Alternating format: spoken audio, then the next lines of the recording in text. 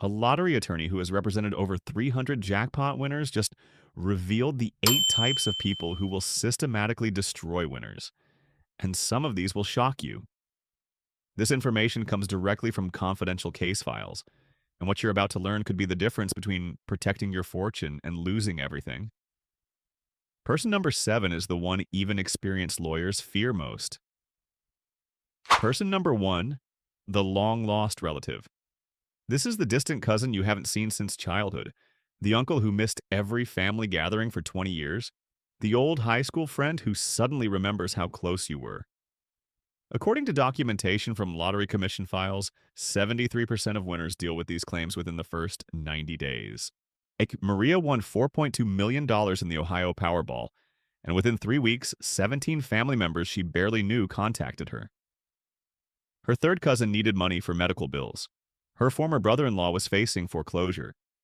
A childhood neighbor remembered lending her father $50 in 1987. The documented cases from lottery attorney files show how these relatives use guilt tactics that make refusing feel impossible. They'll pressure you through other family members, post vague complaints on social media about how money changes people, and frame every request as a temporary loan that somehow never requires repayment. What makes this particularly insidious is how blood relation creates legal complications that strangers can't exploit. According to internal reports from financial advisors who work with sudden wealth clients, the average documented loss to these claimants ranges from $50,000 to $200,000 in loans that winners never see repaid. But here's what makes it even worse.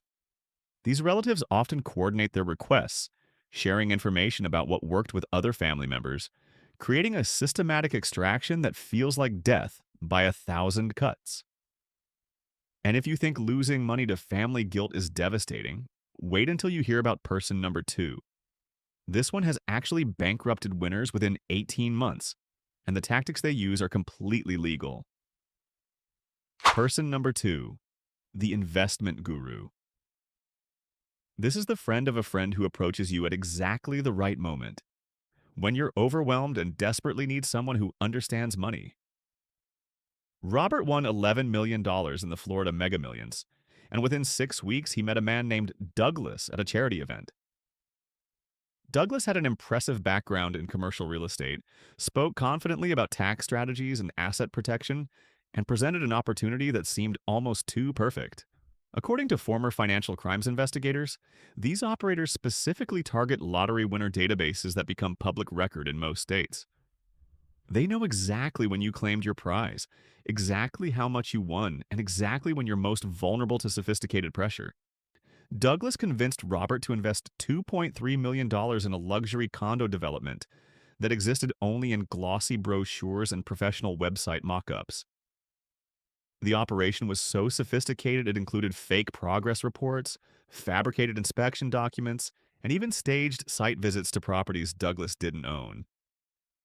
What makes these predators particularly dangerous is how they exploit your legal classification as an unsophisticated investor.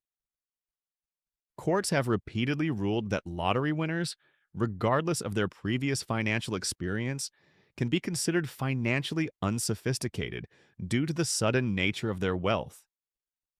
This creates a legal framework that makes recovering losses nearly impossible even when fraud is proven. The psychological manipulation follows a precise pattern. They create urgency by claiming the opportunity closes within 48 hours. They frame exclusivity by suggesting this deal is only available to high net worth individuals like yourself. They manufacture social proof through fake testimonials, fabricated news articles, and staged meetings with supposed previous investors. According to documentation from lottery attorneys, Robert wasn't alone. Former financial crimes investigators report that the average winner loses between 20 and 35% of their total winnings to fraudulent or extremely poor investment schemes within the first 2 years. The devastating reality is that these investment gurus often operate in legal gray areas, using sophisticated corporate structures that make prosecution difficult and recovery virtually impossible. Robert spent 4 years in litigation and recovered less than $400,000. Douglas declared bankruptcy and dissolved his companies, leaving nothing to claim. And if you think losing millions to fake investments is brutal, wait until you hear about person number 3.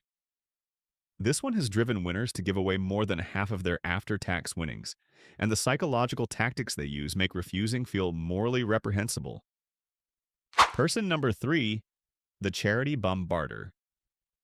These are professional fundraisers who obtain your information through public records the moment your name becomes associated with a lottery win. Janet won $8.5 million dollars in a California Super Lotto drawing, and within 2 months, she received 214 written solicitations from charitable organizations. What started as polite requests evolved into coordinated campaigns that used her guilt and compassion as weapons. According to lottery attorneys who documented her case through legal testimony, Janet couldn't say no. A children's hospital sent photos of terminally ill patients with handwritten notes mentioning her by name. An animal rescue organization arranged for local news coverage showing overcrowded kennels, while specifically mentioning that wealthy community members weren't helping. A veterans organization published an open letter in her local newspaper, asking why someone who won millions couldn't spare 50,000 for heroes who served their country. Here's what makes this systematic predation even worse. Winner information becomes public record in 47 states, and professional solicitors maintain databases with psychological profiles that predict which winners are most likely to donate. They know your age, your location, your previous charitable giving history if you itemized deductions, and they craft appeals specifically designed to exploit your values. The professional fundraising industry has created a secondary market where contact lists of lottery winners are sold and resold to hundreds of organizations. Janet received 347 separate solicitations in 9 months. According to financial advisors who work with sudden wealth clients, the average winner receives between 50 and 200 charity solicitations in the first 6 months, and documented cases show winners giving away 40 to 60% of their after-tax winnings. But here's the dark secret that makes this particularly insidious. Some charitable organizations are specifically created to target lottery winners, with operational costs consuming 70 to 85% of donations. Only 15 to 30% reaches actual charitable work, but winners never see these financial disclosures until after they've given. Janet gave away $4.7 million over 3 years. She described the experience in court testimony as feeling like she was drowning in moral obligation, where refusing one request meant ignoring suffering she now had the power to prevent. And speaking of people who exploit your emotions for financial gain, person number 4 has destroyed winners' lives by targeting the one vulnerability even smart people struggle to defend against. Person number 4, the romantic opportunist.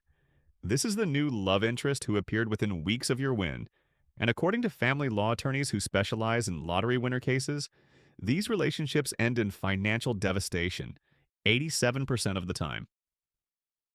David won $5.7 million in a Texas lotto drawing, and 3 weeks later he met Amanda at a coffee shop near his home. She was charming, attentive, and seemed genuinely uninterested in his money. Their relationship moved quickly. Within 2 months, they were engaged. Within 4 months, Amanda had convinced David to put her name on the deed to his new home and the titles to 2 luxury vehicles. The relationship lasted 14 months. According to documentation from the divorce proceedings, Amanda walked away with $1.9 million in settlements, and the legal framework that enabled this is something most winners never understand. Public winner announcements create targeting opportunities that sophisticated operators monitor systematically.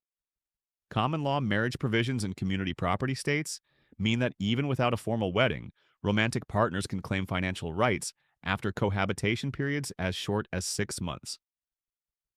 Palimony claims allow romantic partners to sue for financial support, even without any marriage, arguing they sacrificed career opportunities or made lifestyle changes based on promises made during the relationship. The psychological manipulation these opportunists use follows a documented pattern that relationship therapists call love bombing. They create intense emotional connection through constant attention and affection. They engage in future faking, making elaborate plans for your life together that create premature commitment. They systematically isolate you from pre-win friends and family who might question the relationship's sudden intensity.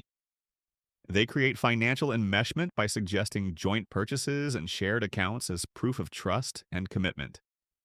According to family law attorneys who track these cases, romantic relationships that begin within 6 months of a lottery win have an 87% failure rate and 72% end in litigation. The average financial loss ranges from $800,000 to $3.2 million dollars through loans that were never really loans, joint purchases that become solely theirs, and legal settlements that courts grant based on relationship duration rather than contribution. David's case revealed the systematic nature of Amanda's approach. Text messages recovered during litigation showed she had researched his win before their supposed chance meeting. She had deliberately chosen locations where lottery winners were known to frequent. She had consulted with an attorney about asset protection strategies before their engagement. And if you think being targeted for romance is cruel, wait until you hear about person number 5. This one has actually caused winners to lose everything through legal tactics that seem impossible but are devastatingly effective. Person number 5, the lawsuit filer. This is the stranger who claims you somehow wronged them, creating legal grounds that sound absurd until you're spending hundreds of thousands of dollars defending yourself in court. Thomas won $22 million dollars in a Colorado Powerball drawing. And 8 months later, a woman named Rebecca filed a lawsuit claiming he had stolen her lottery ticket from a shared workplace pool. The problem was that no workplace pool had ever existed. According to documentation from Thomas's legal team, Rebecca had never worked at the same company, had never met Thomas before seeing his name in the news, and had no evidence whatsoever supporting her claim. But here's what makes this threat so devastating. Nuisance lawsuits against lottery winners operate in a legal framework where defending yourself costs more than settling, even when the claims are completely fabricated. Thomas spent $340,000 on legal fees over 27 months before his attorneys advised him to settle for $150,000 just to end the litigation. The mathematics of legal defense create perverse incentives where filing a baseless lawsuit becomes profitable for the plaintiff regardless of merit. What lottery attorneys describe in confidential case files is a systematic exploitation of the legal system. Professional attorneys identify lottery winners through public records, then search for any possible connection or grievance that could be framed as a legitimate claim. They file in plaintiff-friendly jurisdictions where jury sympathy favors individuals over wealthy defendants. They threaten extended litigation that will consume years of the winner's life and hundreds of thousands in legal fees.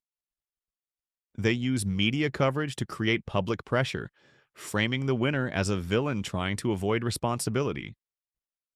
According to former casino and lottery legal teams, there are attorneys who specialize exclusively in finding claims against winners, working on contingency arrangements where they receive 30 to 40% of any settlement.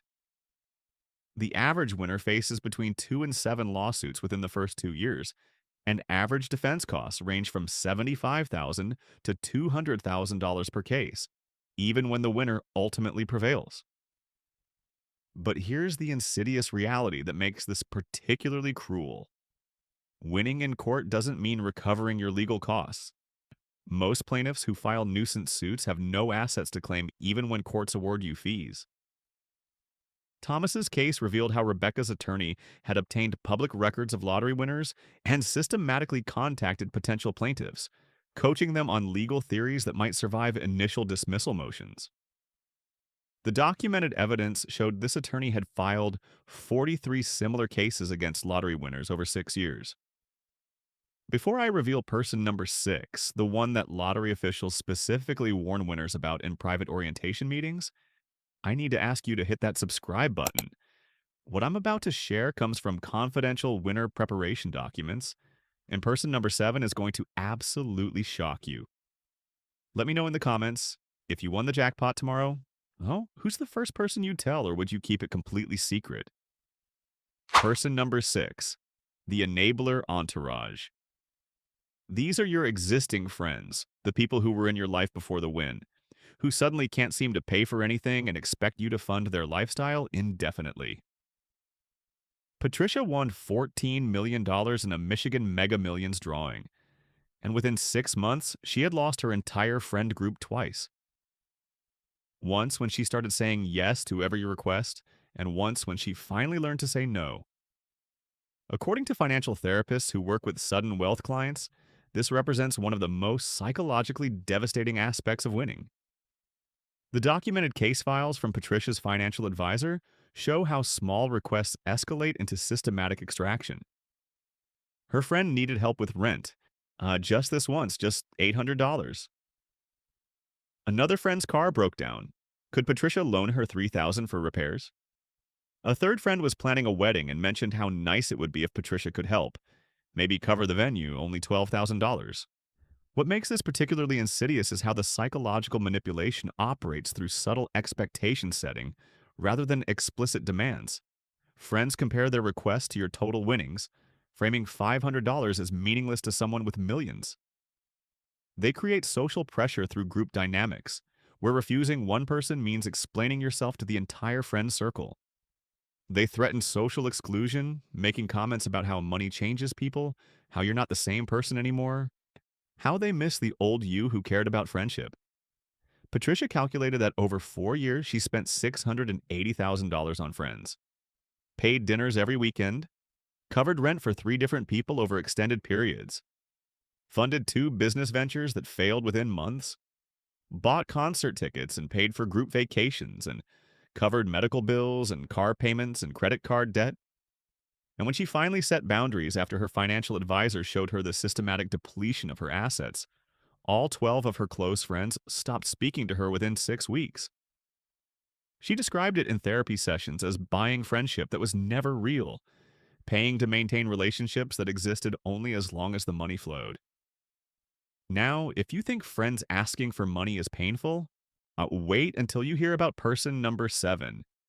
This one is so dangerous that lottery lawyers make winners sign acknowledgement forms about this specific threat, and the documented losses are absolutely catastrophic.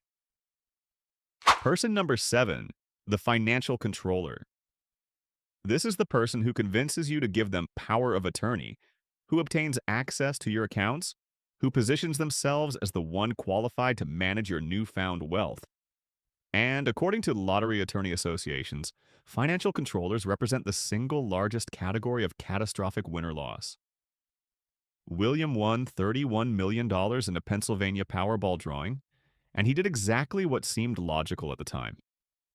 He trusted his older brother Marcus to help manage everything.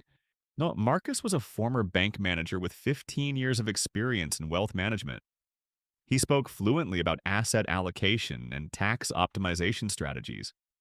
He warned William about all the predators who would try to exploit him, positioning himself as the protector against those very threats. Within 6 weeks, Marcus had convinced William to grant him power of attorney, claiming it would create a legal shield against frivolous lawsuits and opportunistic relatives.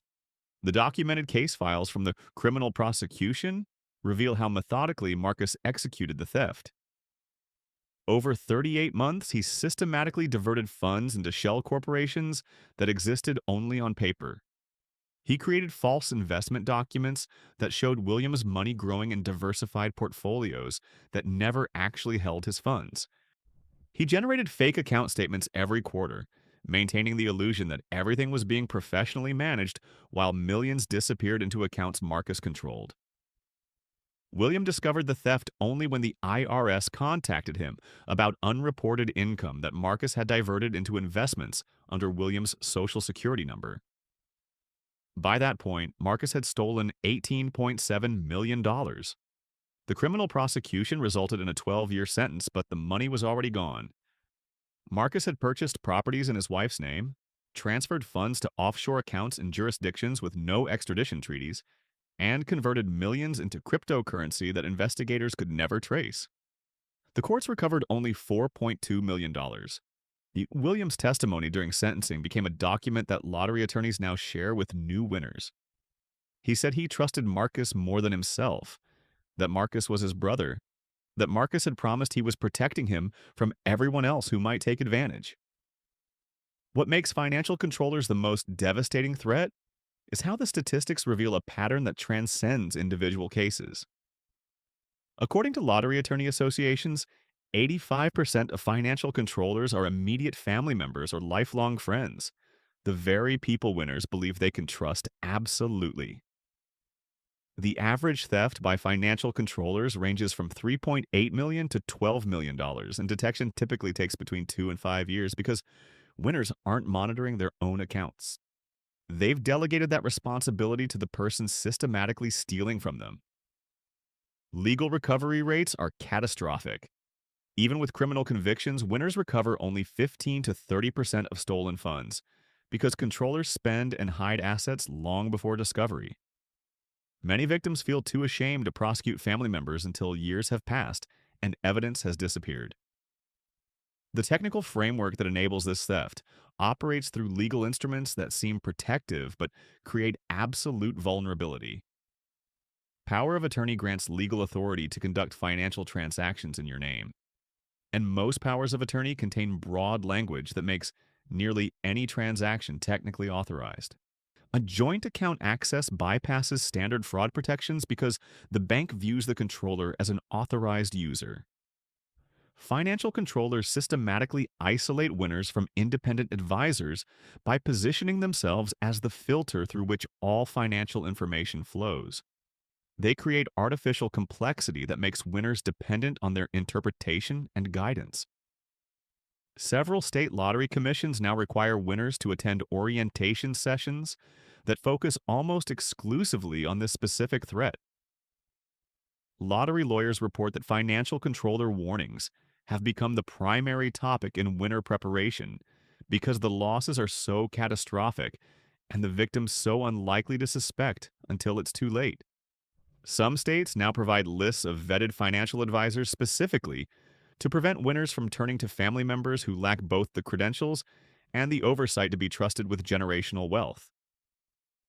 And incredibly, there's one more person on this list, someone who combines elements of everything we've discussed. And according to insider reports from lottery officials, this is becoming the fastest growing threat to jackpot winners. Person number 8, the social media documenter. This is the friend, the family member, the casual acquaintance who posts about your win on social media, tags you in congratulatory messages, shares photos of celebrations, creates content about knowing you, and this person seems completely harmless because they're just excited, just proud, just wanting to share your good fortune. But here's why lottery security experts call this the multiplier threat. According to security consultants who work directly with lottery commissions, social media exposure increases your vulnerability to every single other predator type on this list by 300 to 500%. Each post creates a permanent digital trail that professional fraudsters monitor using automated systems specifically designed to identify lottery winners. Facial recognition technology now allows scammers to identify your family members, friends, and close associates from any photo posted online. Geolocation data embedded in images reveals where you live, where you shop, where you spend time, creating a complete map of your daily life. And even if you personally never use social media, never post anything, never share your own information, others posting about you creates the exact same exposure. Former lottery security directors report that 91% of winners who experienced serious fraud or physical threats had social media exposure within 90 days of their win. Unlike every other threat we've discussed, this one creates vulnerability to all other threats simultaneously. Jennifer won $7.4 million in a Georgia Powerball drawing, and her sister posted a congratulatory message on Facebook with Jennifer's photo, mentioning the specific gas station where the winning ticket was purchased. The post was shared 1,400 times within 48 hours. Within 2 weeks, Jennifer experienced 27 friend requests from profiles that investigation later revealed were fake accounts created by fraud operations. She received 16 direct messages presenting investment opportunities.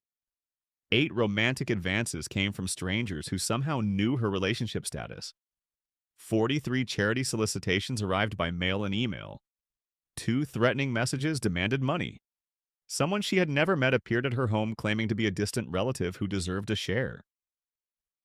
The sisters' post had included enough information that criminals used Google Street View to identify Jennifer's neighborhood, and property records provided her exact address.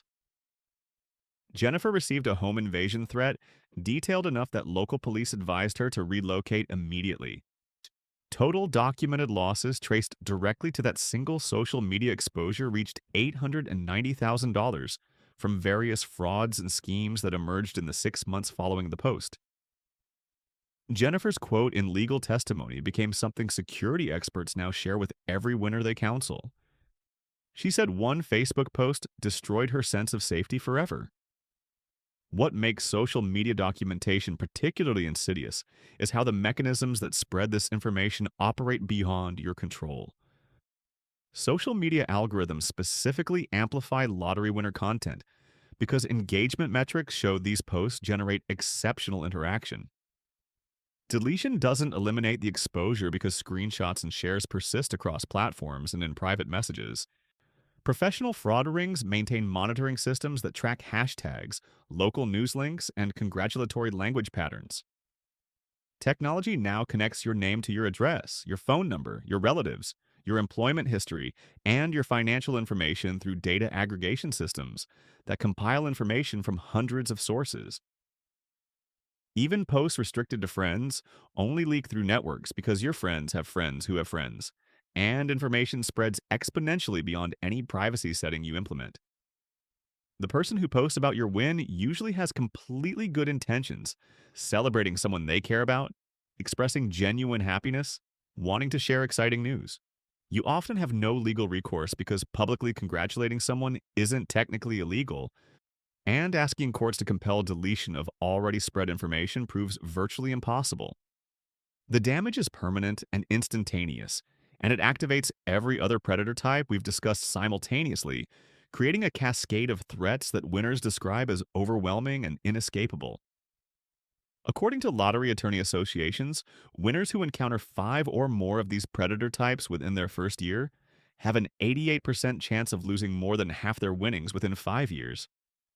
The long-lost relatives who drain you through guilt, the investment gurus who steal through fraudulent schemes, the charity bombarders who weaponize compassion, the romantic opportunists who fake love for financial gain, the lawsuit filers who extort through legal threats, the enabler entourage who extract through friendship obligations, the financial controllers who systematically steal everything while claiming to protect you, and the social media documenters who expose you to every other threat simultaneously. What former lottery winners who successfully protected their wealth want you to understand is that these 8 people follow a predictable timeline that you can prepare for if you know what's coming. In the first week to the first month, long-lost relatives emerge and social media exposure happens. During months 2 through 6, investment gurus and romantic opportunists make their approaches. From month 6 through the first year, charity bombarders intensify their campaigns, and the enabler entourage establishes their patterns. Between year 1 and year 3, financial controllers gain the trust and access they need to begin systematic theft. And from year 2 through year 5, lawsuit filers emerge once they observe you actively defending your remaining wealth. The winners who lost everything, and according to comprehensive studies that 70% of jackpot winners within 5 years made one fundamental mistake. They didn't understand they needed different defensive strategies at different stages. In private winner orientations, the ones offered in states that actually provide preparation support, lottery officials deliver specific warnings that deviate dramatically from public advice. Tell absolutely no one except the spouse you had before winning. Hire an attorney before you claim the prize if your state allows anonymous claiming. Create a trust or limited liability company to claim if your state permits that structure. Never allow anyone else to have signature authority on your accounts, regardless of their relationship to you or their professional qualifications. Expect to lose relationships when you set boundaries, because some people in your life value access to your money more than they value you. According to internal Lottery Commission data, winners who follow this exact protocol retain 60 to 70% more of their winnings after 10 years, compared to winners who claim publicly and share information freely. Here's the harsh reality that lottery security experts share in confidential briefings. You cannot avoid all 8 of these people. Some will be people you genuinely love, people you trusted before money complicated everything. Setting boundaries will cost you relationships that matter to you, but not setting boundaries will cost you everything you won and trap you in years of legal battles, failed friendships, and systematic exploitation. Every documented case we've covered, Maria and Robert and Janet and David and Thomas and Patricia and William and Jennifer, every single one of them said the identical thing in legal testimony or therapy sessions or interviews with financial advisors. They wish they had known this information before they claimed their prize, before they told anyone, before that first moment of celebration created the cascade of consequences they spent years trying to survive. And according to financial therapists who specialize in sudden wealth syndrome, the final piece of information might be the most important. The average lottery winner's biggest regret isn't actually the money they lost to predators and schemes and failed relationships. Their biggest regret is that they told people about winning in the first place. Secrecy is the first and most important protection, and once that information spreads, every other defense becomes exponentially harder to maintain. If this information could save someone you know from making a devastating mistake, make sure you subscribe to this channel and share this video with anyone who dreams about winning big. Let me know in the comments, would you go public with a lottery win? Or would you stay anonymous if your state allowed it? The answer might surprise you after everything you've learned here because now you know exactly who's waiting to find out.